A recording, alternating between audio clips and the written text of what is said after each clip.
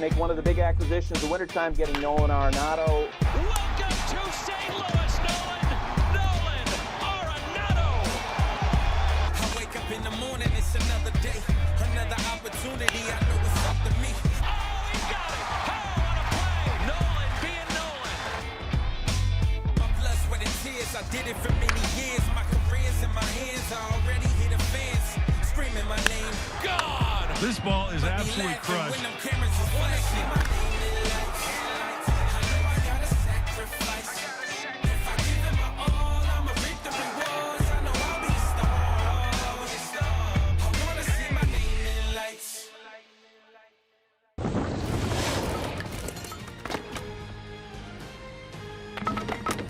Yeah, those are two of the game's best third basemen. Two of the NL's best teams meet tonight in San Diego on ESPN. Normally picturesque Petco Park, a little bit overcast. Today, St. Louis hopes a 3-game sweep at Petco Park is not in the cards. Welcome into BBTN live from lovely picturesque Studio E in Bristol, Connecticut. I'm Phil Murphy, getting the call up this week. I don't know if I'm just the opener or if I'm getting the call up for the entirety of the program. We will find out together. I'm alongside Joon Lee. Joon, how do you find yourself on this Sunday night baseball eve? We're through May now, so I feel like we're starting to really get into the grind of the baseball season at this point, you know? Yeah, quarter of the way through the baseball season. We will talk surprise teams at this stage, but we are also joined by somebody who can hit on another theme of this show, California baseball. We're going to be talking a lot about those teams on the West Coast. Clinton Yates calls the West Coast home. Clinton, how you doing today? Phil, it's a spot start. Don't get too comfortable. There could be a ticket for the bus in your locker after the game. I'm joking. I'm glad you're here, man. What's up? Yeah, man, I came in. I tried to say hello to everybody. I got the cold shoulder treatment. I guess that's just the rookie hazing as it goes. But Clinton, tonight's task at hand of Padres, who they're COVID depleted with their lineup, but we wouldn't know it with their record. They've won 5 of the last 6, taking on a team in St. Louis with Nolan Arenado featuring at third base, coming over from Colorado in the offseason. His numbers have been solid, adding to a little bit of scrutiny additionally in St. Louis to what he had in Denver. Where do you find his success, and how do you explain it starting so hot in St. Louis? I think it's remarkable. I mean, I think the way that he left the Rockies was awkward enough to make you believe that the transition over to the Cardinals franchise, if you will, was going to be potentially difficult. We know how it is, the best fans in baseball, the Cardinal way, all that. That has not mattered at all to Arenado. He's been mashing, all right? His slash line is out of control. He's making web gems all over the place, feeling the position like he does so well. And I do think there's something to be said for the fact that even though there's a little bit more scrutiny, perhaps because people care more about baseball in St. Louis, not being sort of the super star, I think has actually aided to his ability to have a little fun out there. I haven't seen him smile this much on the baseball field in a long time. So that, I think, is a very good thing for him. And, you know, you see his numbers right there. His WAR at this point of the season is higher. He's got just as many yams. I mean, the guy's hitting the ball hard, you know, and he's having a great start to the season. So I'm happy for him that this move has made sense. Yeah, I mean, the thing that's really stood out to me so far this year is that I think there's always questions about when a guy comes over from the Colorado Rockies, whether or not his offensive success is going to translate in the way that you expect to because he's not playing a mile high anymore. And between him and DJ LeMahieu, I feel like we should start to at least move past whenever a guy comes over from the Rockies, whether or not that question should exist, because Arenado's been that guy. He's been the same guy that we expected him to be. Obviously, he had a down 2020 season, but that season obviously had a lot of circumstances beyond our control. He's a guy that looks like the superstar that he was with the Colorado Rockies when he was in his prime, and has made the fact that the Rockies paid money to get rid of him look even worse kind of by the day, even if it is only for one season. Yeah, and an adage that works across most sports is defense travels. So you see a lot of gold glove caliber plays he's making in the field. But Joon, I want to go back to you and the Cardinals bullpen. Yeah, they don't give up a lot of hits, but good Lord, do they give out a lot of free passes. One thing they have to like, though, is the resurgent season that they've gotten from prospect Alex Reyes. Yeah, Alex Reyes came up a couple years ago, was one of the top pitching prospects in all of baseball, has incredible stuff. Had Tommy John surgery, so is coming back from injury. And you see the numbers there, 11 saves, 0.45 ERA, 27 strikeouts. Ooh. He has looked like one of the best relievers in baseball, and I'm very curious to see what this development looks like because we saw guys like Chris Sale earlier in their career be the back end of the bullpen and then transition into the starting rotation. Obviously, Reyes came into the league as a guy that had the potential to be a top of the rotation starter in terms of potential, and so it's going to be really interesting to see not just how well he does this year, but what kind of the Cardinals do in terms of his development moving forward as well. I just wanted to say Reyes is one of those guys in sort of the newer school of pitching mechanics. He's got a tighter motion in terms of how he gets the ball around. Throws kind of like an infielder is something you might have scouted that at us like 5 or 10 years ago, but he gets it moving. A lot of guys throw that way now. It's interesting to see Reyes come up in that crop of younger dudes who have a slightly different motion, still can get a lot on their fastball and on their pitches in general. Our featured game again today, St. Louis against San Diego. That's live at 7 o'clock on ESPN, 7 o'clock Eastern. Guys, we're basically a quarter of the way through the season. No surprise, St. Louis is atop the NL Central. No surprise, the Padres are very much in playoff position. Both teams exactly 23-17. But if we're looking atop the NL West, yeah, everybody expected either the Dodgers or the Padres. We have the checks notes San Francisco Giants in first place. Clinton, from what you've seen, how sustainable is this for San Francisco? Oh, sustainable isn't necessarily what's required because if the Dodgers' injury issues continue to persist the way that they are, and, same sort of goes for the Padres in a certain manner. Listen, Buster Posey is a heck of a player. We've seen this guy do it before. He is mashing. Once again, guys blast from the past out here, hitting the ball out of the yard all over the place. Brandon Belt, remember him? He's actually, making some impact in the lineup as well. So, look, for all of the worry that the Dodgers said that they did not have about the Padres, that might not even be the team in California that matters most to them. The Giants, at the very least, are making sure that they're putting the pressure on these teams in the NL West in order to possibly change who's going to win that division for the first time in forever. So, I said at the early beginning of the season, objects in the NL West mirror are closer than they appear. Operative word, objects, plural, because the Giants are absolutely there. Yeah, I mean, we're starting to see kind of the fruits of Farhad Zaidi coming over to the Giants and leading that front office. We're seeing Kevin Gausman this year being one of the best pitchers in baseball so far. Obviously, we're a quarter of the way into the season, so we'll see whether or not this lasts. But you're seeing a guy like Mike Yastrzemski, 30 years old, becoming a star in San Francisco at this stage in his career after being kind of a career minor leaguer, a quadruple A player up until basically the last couple of years. And so we're starting to see, you have Alex Wood, who's had a lot of success this year. There's been a lot of kind of interesting pieces really kind of step up their game so far in San Francisco. And so it'll be interesting to see whether or not they're able to maintain this success as we move forward through the season. Yeah, a little bit of the cloud to the silver lining. They have 12 blown saves, but again, to blow a save, you need to be in a lead late. But still, that's tied with the Dodgers for the most in baseball. Guys, we stick in California for the other end of the surprise spectrum. Things have hardly been heavenly for the Angels. Yes, Mike Trout's leading all of baseball on OPS, and yes, Shohei Ohtani went yard again today. But you look at the Halos, their bullpen's a disaster. And Clinton, the team has the 5th worst record in all of baseball at day's onset. Yes, they won today, but the body of work has been troubling. It's sad to watch, too, because you thought that this was going to be a team that with Shohei coming back, he's been a draw, but they haven't necessarily been that great. I don't like the way that they hit. I don't love the situational hitting at all. That's just a personal preference of mine that I can't deal with. But it's funny, too, because you watch that team and you're watching their network, and it's like, oh, Shohei Ohtani's coming up in 2 at-bats. The guy at the plate can't even seem to get his chyron on the daggone TV screen because that's how tricky and that's how not great the rest of their lineup is. I mean, God bless Kurt Suzuki, but when that guy has to get that many ABs in a season for a team like that you think was moving on up, it's just a real bummer. I mean, they're fun to watch in that they have 2 players that you might want to check out all the time. But overall, I don't necessarily know this is a product I'd be paying to go to night in and night out if I lived in Anaheim. I think this also speaks to the fact that baseball is a team sport, and having a top-heavy roster, having Anthony Rendon, who they paid a lot of money for to get a couple years ago. Obviously, Shohei Ohtani has looked like an MVP candidate so far this year. Mike Trout is an MVP candidate so far this year. And those are 3 guys of a 25-man roster. And 3 guys can't carry an entire team to the playoffs in baseball. You need to have the depth. You have to have a good bullpen. You have to have situational hitting. There's so much that goes into making a good baseball team. So this kind of speaks to the fact that baseball is not the NBA, where you have a couple stars that can carry you to the playoffs.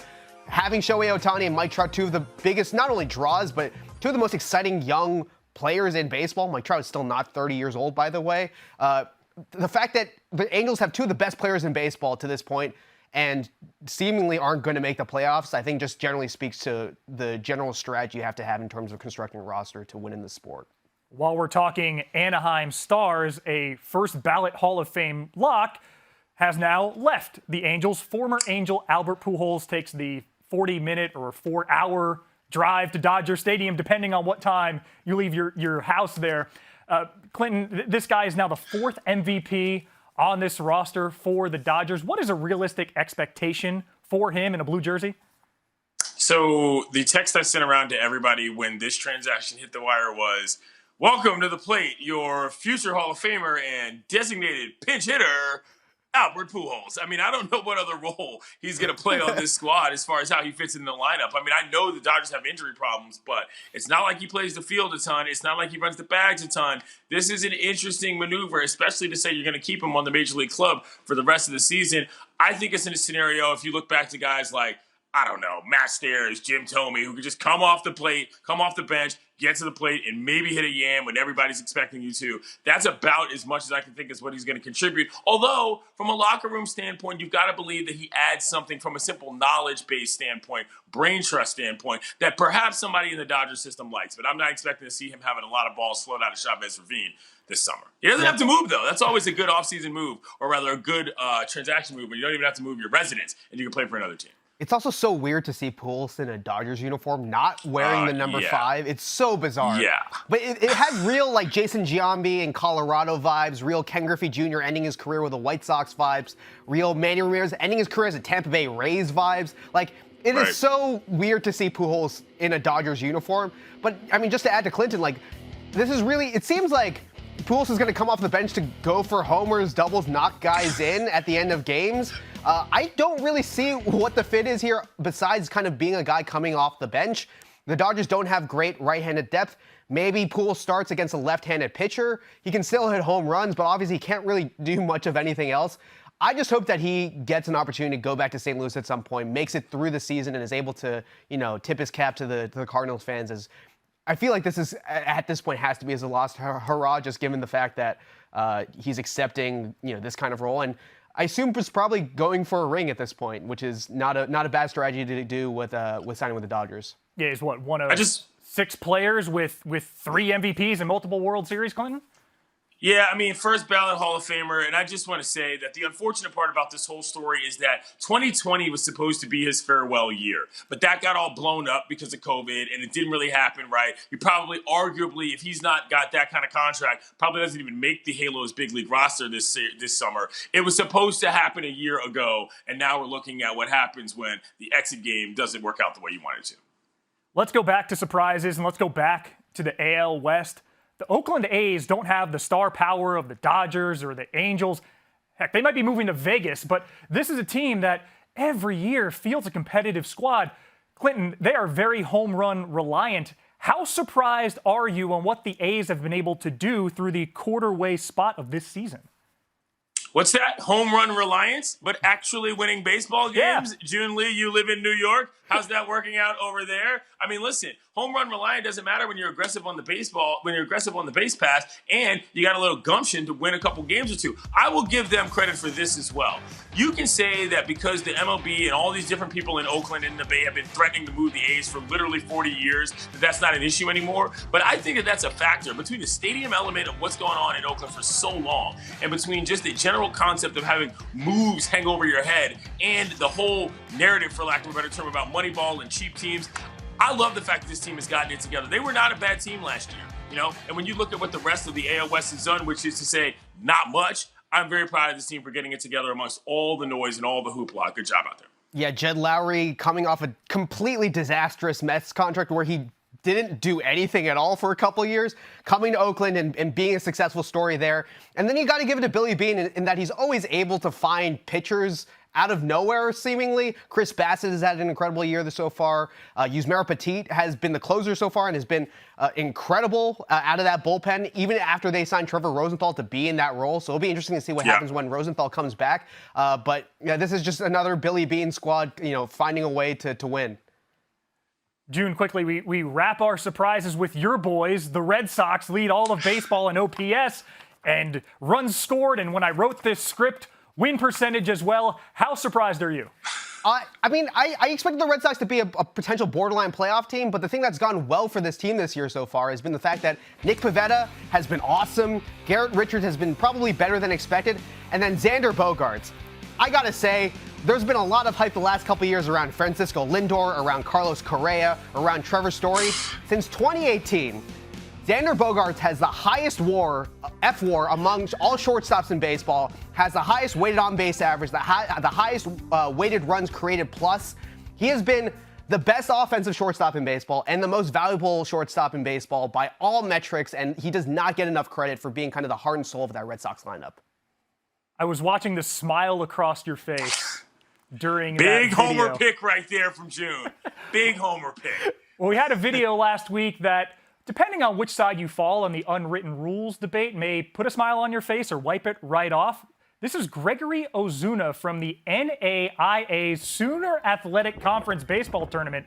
Waylon Baptist gets a hold of it and enjoys the view. Now, some required context. This was in the 9th inning, gave his team the lead. They trailed by 8 runs at one point. That homer ultimately sent them to a conference final.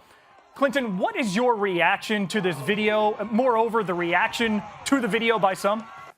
I'm glad we had this with full Nat sound on it. You could hear how much his team was into it, all the way around to the choreographed boom when he steps onto the plate. I mean, to me, this is what baseball is. One of the things about this play as well is that it wrapped up his career, and he just said, listen, this is one of the highest moments. He listed all the things he's done. Like, to me, as somebody that covers so many different parts of the game, from the lower levels on down, this is what the game looks like. Sorry, y'all. If you're only dialed into Major League Baseball, and thank you for doing so, you're going to understand that this probably seems like an unwritten rule, but this is how every game looks from middle school all the way on up to college baseball.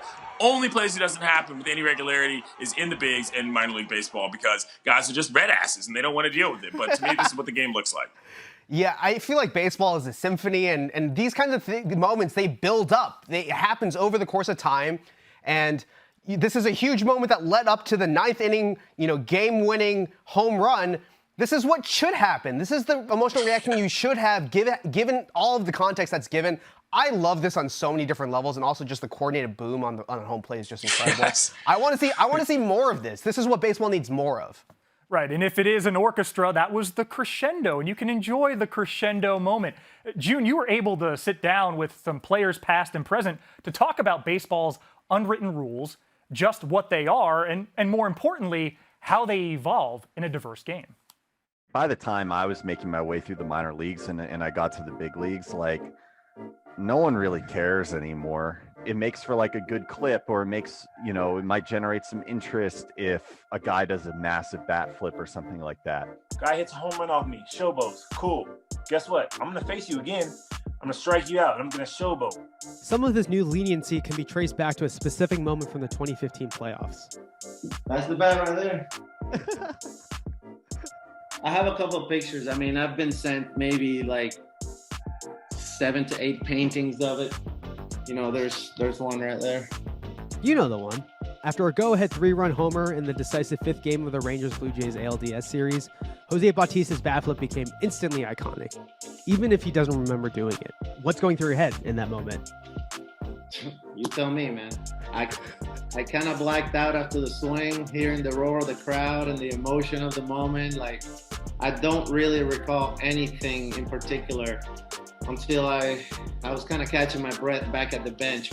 That circles back to a point Carlos Gomez made. These moments aren't contrived. They're not assembled in a writer's room to stimulate an audience. They're real. I never thinking, okay, I'm gonna do this, I'm gonna make a bat flip, I'm gonna slide and then point to the dugout. No. I just let the moment flow, and I'm saying I'm happy with myself. This me, this who I am. It's kind of weird because I wasn't a notorious bat flipper. I may have done it 2 or 3 times in my whole career, but now I'm kind of known for that, so that's kind of weird. Seattle Mariners outfielder and top prospect Taylor Trammell was in high school when Bautista went viral. I was just oh my goodness. And so immediately we get to the field, everybody's doing imitating it. I'm doing it from the left side. I'm dude, and I'm throwing the bat out and we're chucking the bat 20 feet in the air. Like, we're humming that thing. And it was like, wow, we're having so much fun. But he was like a pioneer of that, kind of like that, breaking the glass and saying, like, let the floodgates roll in, Bautista provided the exact kind of iconic moment that baseball needed more of. And now, bat flips are just the tip of the iceberg. To watch the entirety of Joon's feature on how the new generation of baseball players might edit the game's unwritten rules, head over to ESPN's main YouTube page. I love to see that. For some of the best plays of the week, here is You Love to See It. Tatis Jr., who does it again? Dodgers rolling tonight. That's a rock-solid play. That is blasted. We got a star on our hands. You love to see it. Clinton, you're up first. All right, so this game was a couple days ago. It's Phil's Nats. Ball gets hit in the left field. Kyle Schwarber comes up throwing, and it was one of the best plays I've ever seen from a non-base coach coaching a player coming around. Here we go. Little oppo right here. One hopper. Schwarber comes up. Nice throw hop. Gets it moving. Check out Rhys Hoskins behind the dish. Oh, he's already down. Trying to demonstrate the slide. It didn't work out. He probably told him to reach with the right arm and he should have reached with the left or whatever the other way around is. But look at Rhys. He's already down. Oh, I love that. He's selling out on the on-deck circle in order to try to get a run. Didn't happen, but good throw from Schwarber. And that we do love to see. Great hustle out of him. Yeah, it's got some like real pay me like a French girl vibes going on there. It was a fun play, though, man, because if you're just watching that, you're thinking, why is Rhys Hoskins on the ground? Oh, wait, because his teammates on the ground, too, trying to figure out what he was talking about. Alas, great play by Kyle. My love to see it this week was Hunter Wendelstedt. He's an umpire. This happened right after last week's BBTN Live, where he was calling. He was at second base and he was calling a play. And if you look closely at his shoes, he's wearing a pair of Jordan 11 Jubilees. Yeah.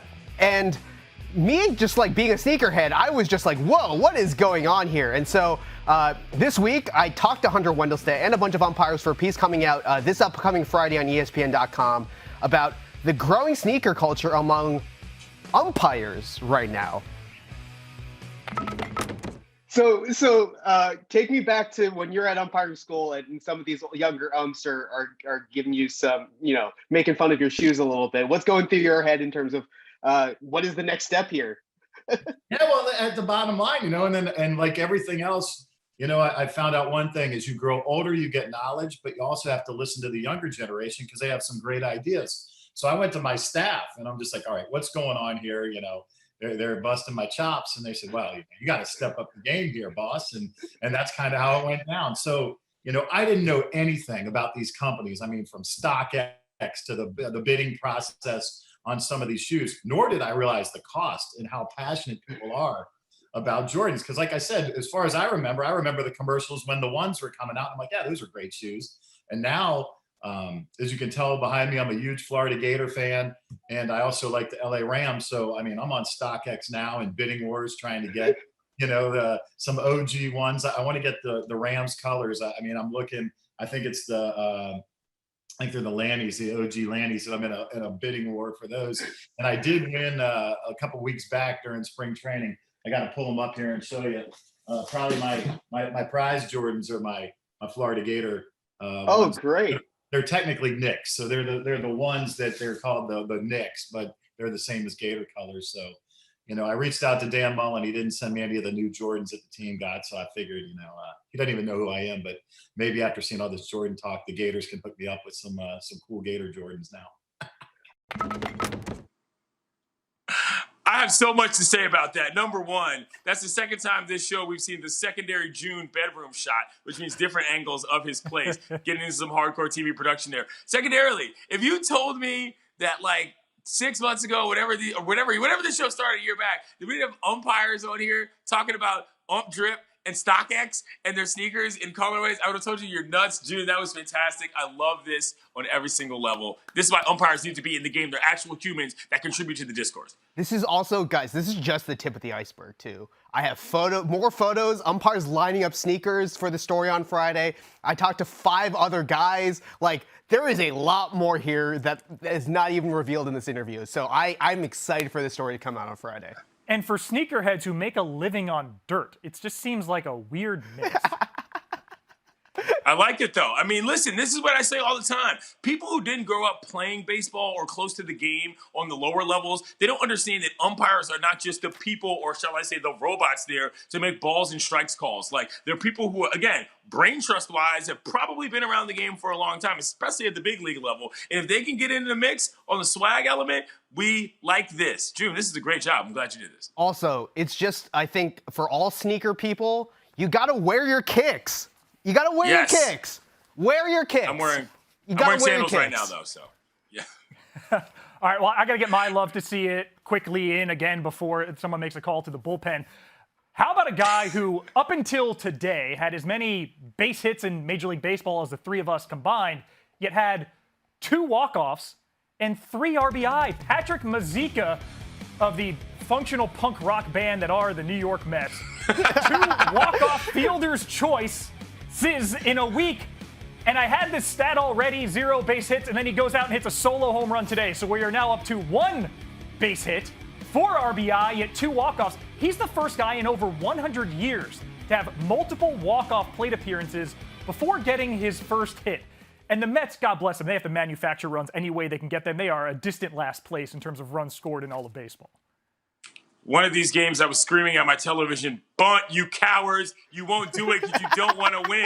And they end up getting it anyway on the swinging bunt fielder's choice, and it worked out. It was one of them. Mazeika, I love this. All right, so Mazeika actually qualifies for our bonus. You love to see it. And this is the list. I think, Joon, you found this. No, this is Clinton. This is Clinton. Clinton found this on Twitter. Sorry, I got to get that attribution right. This is at RSGAT. The top 10 MLB surnames that could be names of prescription medications. Butera, Mantiply, Adoranza, Quantrill. This is good. Let me tell you something. I have a particular fondness for these commercials, their music, all the aesthetic. I'm a big prescription medication commercial aesthetic guy. Don't ask me why. But these are so funny. Look at this. Altuve. See, the funny thing is once you take them out of the baseball context, some of them are almost too good. And I want to give a follow-up to this guy who tweeted this, by the way. He said, because the reason Profar is number 1, it's good, is because Jurickson sounds like his first name, the company that would make Profar. That's what's so funny about this. Like, the whole list is great. This is the kind of content I'm here for. So good job out of you at RSGAT. Well, and Mazeika kind of works. I could see Mazeika fitting in on the 8 to 10 range, maybe treating vertigo with the side effect of sweating Mazeika's the kind of constipation. commercial where there's a lady who's probably, getting over something that happened. She's leaving work, but the Mazeika kicks in. And when she gets home with her friends, she can now be her real self in terms of what was holding her back. That's what Mazeika sounds like to me. All right, guys, this is going to be a hard pivot to our next topic. You love to see it. And this is much more sentimental and heartwarming. Drew Robinson, a prospect in the Giants organization, survived a suicide attempt 14 months ago, hit a home run in the minors this week. Guys, I mean, we all had a separate emotional reaction to this. Clinton, what was yours? My first one was that this thing was a no-doubter, which kind of is what you like to see in this kind of situation. I mean, he got a hold of it, and it felt like it. I mean, I'm sure the outfielder goes back, but I imagine that getting it out is one thing. The feeling of getting a hold of it and knowing you really still had it, I mean, that's just got to be, for lack of a better term, life-affirming, if we're being very honest about the story of Drew Robinson. Yeah, I think the thing you have to point out, too, with Drew Robinson is that most of us can't hit a baseball that far with 2 eyes. This man is doing this with 1 eye. That is so crazy. And on top of that, it's such an incredible emotional story. Jeff Passan wrote the original feature on Drew. Incredibly well done and an incredibly inspiring story. It's going to be really fun just to see how Drew performs over the course of the rest of the season. And for more on Drew Robinson's incredible comeback story, sign up for ESPN Plus to watch Alive, the Drew Robinson story. Again, tremendous work by Jeff Passan and the team reporting this story. Guys, we are minutes from first pitch at Petco. Cardinals against the Padres, teams with identical records. Again, sign into your cable provider to watch it either on ESPN or the ESPN app. Clinton, for you, what's one thing that you're eager to watch tonight? I think I need to see the Pods win this game. They've been in a sort of a weird spot. They've had some great plays on the infield recently, but they need this more, I think, than the Cards do in a strange way. Yeah, I mean, I'm right there with Clinton. I think the Padres really need to start playing like the team that everyone expected them to be. The talent that this roster, the fact that this is one of the most talented rosters in baseball, and we need them to start playing like it because obviously there's been a lot of expectations for this team coming in the year. But this team should be better than they're playing right now. So that for me is what I'm watching for tonight. Agreed. And again, as we start hypothesizing potential playoff matchups, if these teams see each other again come September, October, it's not going to surprise anybody. So Padres an opportunity to make a statement. Same goes for St. Louis here. Hey, well, thanks for watching BBTN Live. Cardinals at Padres is up next. Sign into your cable provider on ESPN or the ESPN app. Good job, Phil. Thanks, guys. I never got the hook. I was waiting for it. But again, come back next week for more BBTN Live. We got the Cardinals again. Cubs, though, little NL Central rivalry there. San Diego's bullpen's been on fire. They're going to be under pressure tonight at Petco Park. Enjoy the game. Thanks for hanging out with us. For Clinton Yates, Joon Lee, and our esteemed producing staff, I'm Phil Murphy. Thanks for watching. We'll see you next week.